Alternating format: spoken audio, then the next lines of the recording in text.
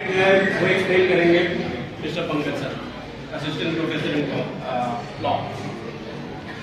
पकड़े बस करना चल रहा है वहाँ।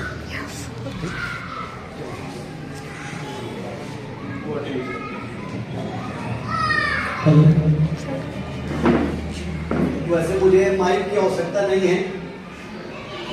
My self Pankaj Jain, assistant professor law, BCS government PG college Dhamtari. इस स्कूल से वैसे भी मेरा पुराना नाता रहा है, क्योंकि मैं स्वयं सामने मिशन स्कूल में पढ़ा हूँ और मेरे घर के मेरे भतीजे पूजा और प्रिंस यहाँ पढ़े हैं और वर्तमान में 11th क्लास में दर्शन जैन आप लोग के साथ है ना, मेरा बेटा यहाँ पढ़ रहा है। तो चलिए मैं अपनी बात स्टार्ट करता हूँ। सबसे पहले मेरी आवाज़ तो आ रही होगी, मुझे मालूम है, शायद मिशन स्कूल तक जा रही हो, मुझे माइक की आवश्यकता नहीं है। हम लोग यहाँ क्यों आए हैं, कोई बात मत करिएगा, और जहां मेरी बात अच्छी लगेगी वहां ताली जरूर बजाइएगा, अभी नहीं। हम लोग यहाँ क्यों आए हैं? ज्यादातर देखा जाता है कि 11वीं 12वीं पढ़ने के बाद बहुत सारे बच्चे पढ़ाई छोड़ देते हैं और आगे की पढ़ाई नहीं पढ़ते।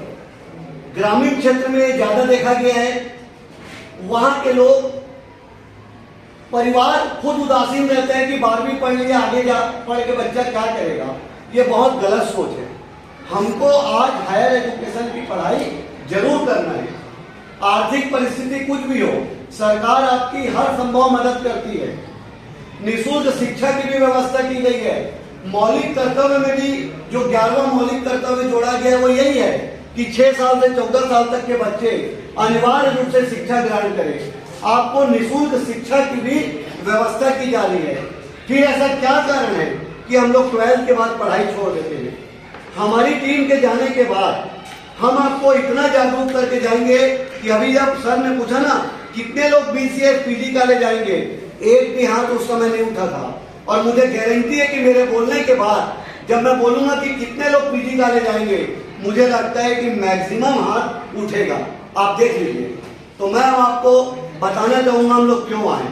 तो 11वीं और 12वीं के बाद जब पढ़ाई छोड़ देते हैं तो शासन की इच्छा है, ये मंशा है कि आप लोगों को आगे की पढ़ाई कराया जाए। हायर एजुकेशन आप लोग पढ़ें और विकसित राष्ट्र के निर्माण में अपना योगदान दे सके। इसी उद्देश्य से पोषक स्कूल अभियान चलाया जा रहा है। पोषक स्कूल अभियान केवल अभी नहीं है, इसके बाद अब ये निरंतर चलता रहेगा।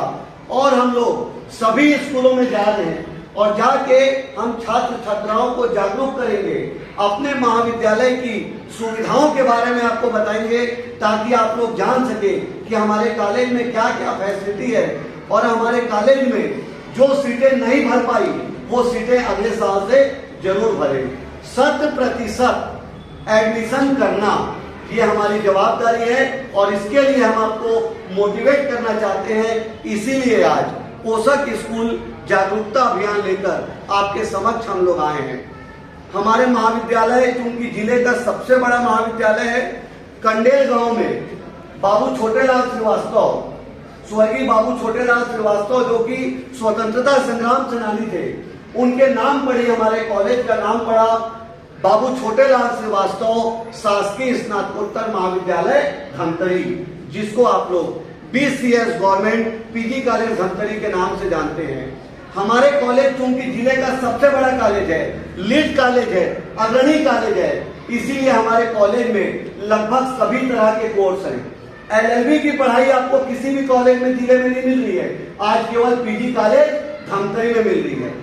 तो हमारे कॉलेज में कितनी सीट है और कैसे एडमिशन होता है, एडमिशन का कट ऑफ मार्क्स कितना है, ये आप लोग को मैडम और सर ने दोनों ने बताया।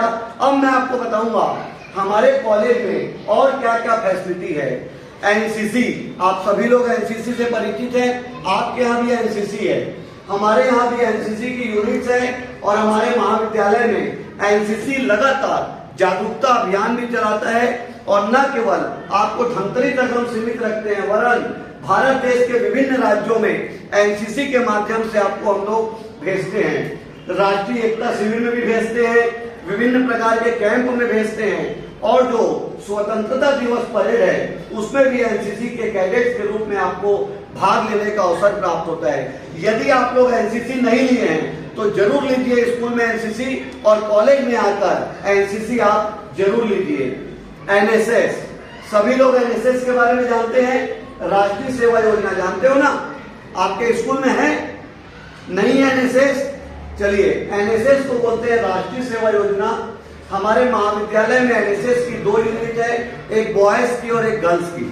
हम लोग 100 लोग का पंजीयन करते हैं, पहली यूनिट में 100 लोग और दूसरी यूनिट में 100 लोग, और ये 200 लोग मिलके कार्यक्रम अधिकारी के माध्यम से हम लोग प्रति शनिवार को स्वच्छता अभियान चलाते हैं, विभिन्न प्रकार के जागरूकता अभियान चलाते हैं। जितने भी शहर के तालाब हैं या गंगेल आप लोग जानते हैं, रुद्री जानते हैं, जितने भी ऐतिहासिक मंदिर हैं, सार्वजनिक महत्व के जगह हैं, सभी जगह हम लोग जागरूकता अभियान चलाते हैं, स्वच्छता अभियान चलाते हैं, और एनएसएस के माध्यम से हमारे यहाँ हम में भी स्वयं में राष्ट्र प्रेम की भावना जागृत होती है।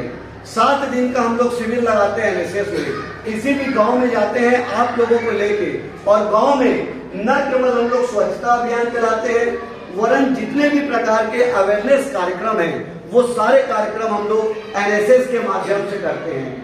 यदि आप लोग का कभी परसेंट 1-2% से आपका एडमिशन से चूक रहे हो, और यदि आप लोगों ने एनसीसी या एनएसएस लिया है, तो वो 1-2% आपको एडमिशन में मदद करता है। यदि आप हमारे कॉलेज में एडमिशन लेना चाहते हैं और 1-2% आपका कम आ रहा है, और इवन मान लीजिए आपने एनएसएस लिया है, एनसीसी लिया है, तो निश्चित रूप से वो परसेंट आपको एडमिशन में फायदा देगा।